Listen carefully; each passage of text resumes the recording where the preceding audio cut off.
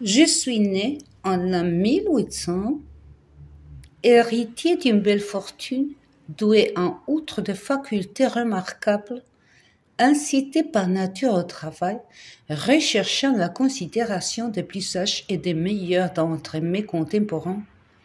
J'offrais de la sorte, aurait-on pu croire, toutes les garanties d'un avenir honorable et distingué.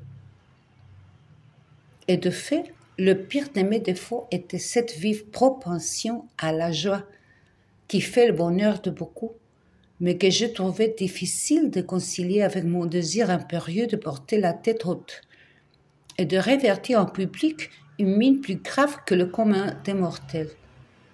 Il résulta de là que je ne me livrais au plaisir qu'en secret. Et lorsque j'atteignis l'âge de la réflexion et commençai à regarder autour de moi et à me rendre compte de mes progrès et de ma situation dans le monde, je me trouvais déjà réduit à une profonde dualité d'existence.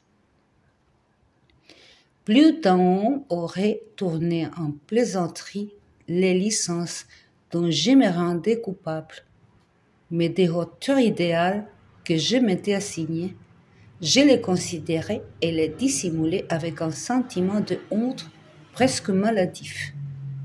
Ce fut donc le caractère tyrannique de mes aspirations, bien plutôt que des vices particulièrement dépravés, qui me fit ce que je devins. Et, par une coupure plus tranchée que chez la majorité des hommes, séparant moi ces domaines du bien et du mal, où se répartit et dont se compose la double nature de l'homme. Dans mon cas particulier, je vis s'amener à méditer de façon intense et prolongée sur cette dure loi de l'existence qui se trouve à la base de la religion et qui constitue l'une des sources de tout maux les plus abondantes. Malgré toute ma duplicité, je ne méritais nullement le nom d'hypocrite. Les deux faces de mon moi étaient également d'une sincérité parfaite.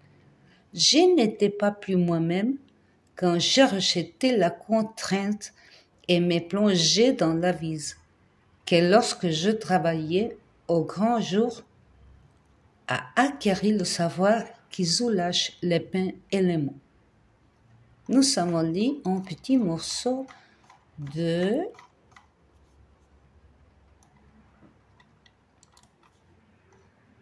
L'étrange cas du Dr Jekyll et de Mr Hyde.